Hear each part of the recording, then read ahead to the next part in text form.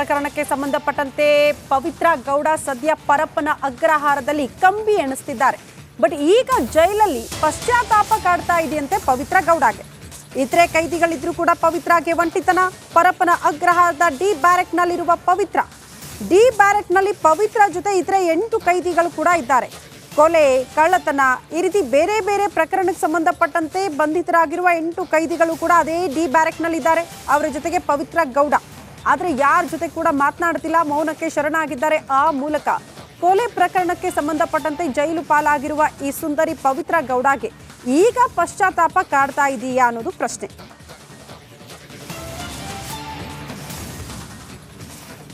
ಈ ಬಗ್ಗೆ ಮತ್ತಷ್ಟು ಡೀಟೇಲ್ಸ್ ಅನ್ನ ಕೊಡ್ತಾ ಹೋಗ್ತಾರೆ ನಮ್ಮ ಪ್ರತಿನಿಧಿ ನವೀನ್. ನೇರ ಸಂಪರ್ಕದಲ್ಲಿ ಜಾಯಿನ್ ಆಗ್ತಿದ್ದಾರೆ. ನವೀನ್, ಇಷ್ಟು ದಿನಗಳ ಕಾಲ ಪೊಲೀಸ್ ಕಸ್ಟಡಿಯಲ್ಲಿದ್ದಾಗ ಅವರನ್ನ ಕೋರ್ಟಿಗೆ ಕರ್ಕೊಂಡು ಹೋಗುವಾಗ ಏನೆಲ್ಲ ಆಗ್ತಾ ಇತ್ತು ಅನ್ನೋದು ಮಾಧ್ಯಮಗಳಿಗೆ ಗೊತ್ತಾಗ್ತಾ ಇತ್ತು. ಬಟ್ ಈಗ ಪರಪ್ಪನ ಅಗ್ರಹಾರ ಜೈಲು ಸೇರಿದ್ದಾರೆ. ಪವಿತ್ರ ಹೇಗಿದ್ದಾರೆ, ಏನು ಮಾಡ್ತಿದ್ದಾರೆ, ಅನೇಕರಿಗೆ ಪ್ರಶ್ನೆ.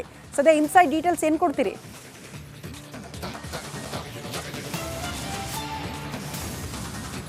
ಶ್ರುತಿ, ಈಗಾಗಲೇ ಏನು 2 ದಿನ ಪರಪ್ಪನಗರ ಜೈಲಿನಲ್ಲಿ ಪವಿತ್ರ ಗೌಡ ಕಳೆದರೂ ಸಹ ಈ ಒಂದು ರೇಣುಕಾಸ್ವಾಮಿ ಕೊಲೆ ಪ್ರಕರಣದಲ್ಲಿ ಸಾಕಷ್ಟು ಈ ಒಂದು ಪ್ರಕರಣವನ್ನು ಪೊಲೀಸರು ಕೂಡ ಗಂಭೀರವಾಗಿ ಪರಿಗಣಿಸಿದರು.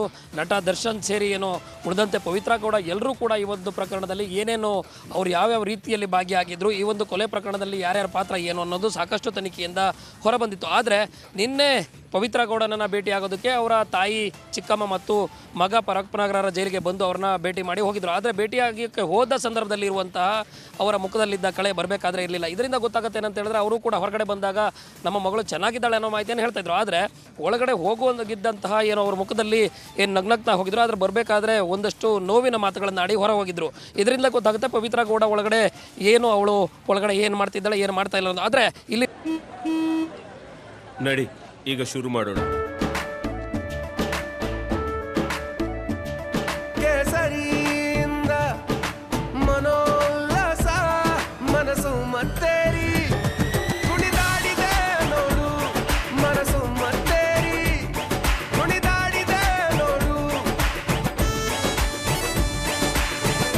ಕ್ಷಣ ಕ್ಷಣವೂ ಆಚರಿಸಿ ಕೇಸರಿ ಹಬ್ಬ. ವಿಮಲ್ ಬಾಯಲ್ಲಿ ಹೇಳಿ ಕೇಸರಿ.